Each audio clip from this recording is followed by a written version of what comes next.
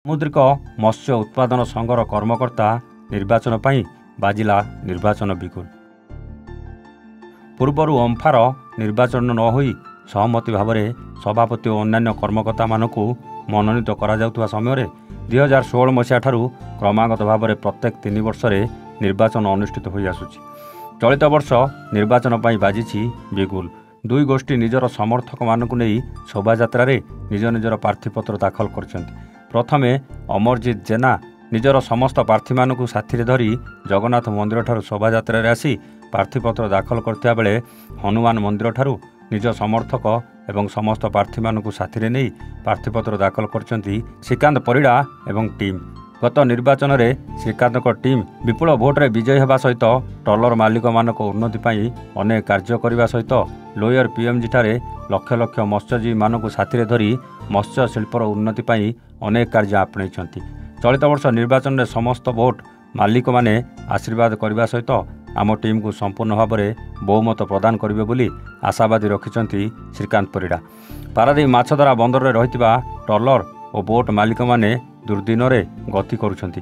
ଆଗାମୀ ଦିନରେ ମୁହାଣ ଖନନ ସହିତ ମାଛଧରା ବନ୍ଦର ମଧ୍ୟରେ ଏକ ଆଇସ୍ ପ୍ଲାଣ୍ଟ ନିର୍ମାଣ କରିବା ମତ୍ସ୍ୟ ଶିଳ୍ପରେ ଜଡ଼ିତ ଲକ୍ଷାଧିକ ପରିବାରର ଉନ୍ନତି ପାଇଁ ସ୍ୱର ଉଠାଇବା ଆମର ପ୍ରଥମ କାର୍ଯ୍ୟ ବୋଲି କହିଛନ୍ତି ସଭାପତି ପ୍ରାର୍ଥୀ ଶ୍ରୀକାନ୍ତ ପରିଡ଼ା।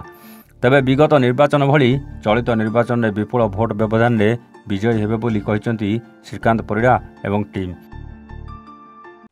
ପୁରନ୍ଦର ବିଶ୍ୱାଳ, କୋଷାଧ୍ୟକ୍ଷ ପ୍ରାର୍ଥୀ, ଓଡ଼ିଶା ସାମୁଦ୍ରିକ ମତ୍ସ୍ୟ ଉତ୍ପାଦକ ସଂଘ ପାରାଦୀପ।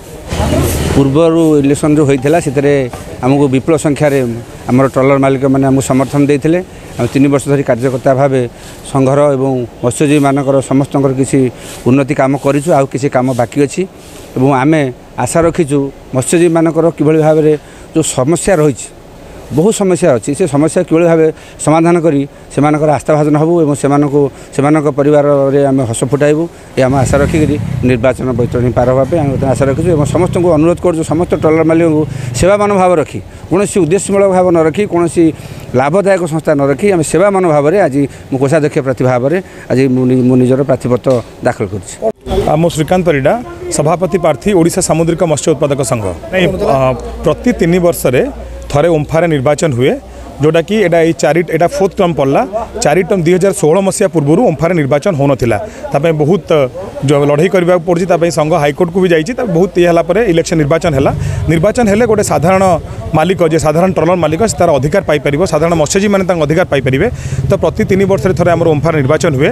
आम मानकर एम आउ एजेंडा हूँ ये ट्रलर मालिकर उन्नति प्लस ये आमर जो मत्स्यजीवी मैंने अच्छा मत्स्यजीवी उन्नति, ये हार्बर केमती डेवलपमेंट हम ये सब दिगरे आम कम करें निष्पत्ति नहीं। देखो ये ट्रेड आमर मत्स्य शिल्प बहुत दुर्दिन देखिए गति करुच्ची, जमीक आप देखुए मुहाण खनन है आमर पल्यूशन जिते आमर उपकूल ओडिशा उपकूल उपजी इंडस्ट्री तार सबू पल्यूशन वाटर से समुद्र बा महानदी में निष्कासन कर।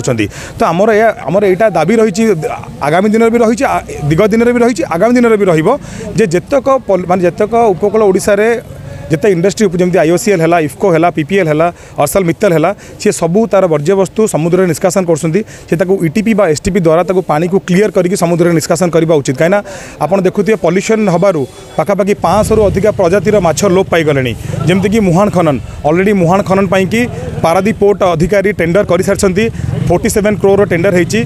प्रथम टेंडर कि आपियर होई नथिले, मु जहाँ चेयरमैन संगे कथा होइतिली सेटा आगामी दिन में मुहाण खनन कार्य भी हम। पारादीपरू बिरजा प्रसाद का रिपोर्ट, एवान ओडिशा।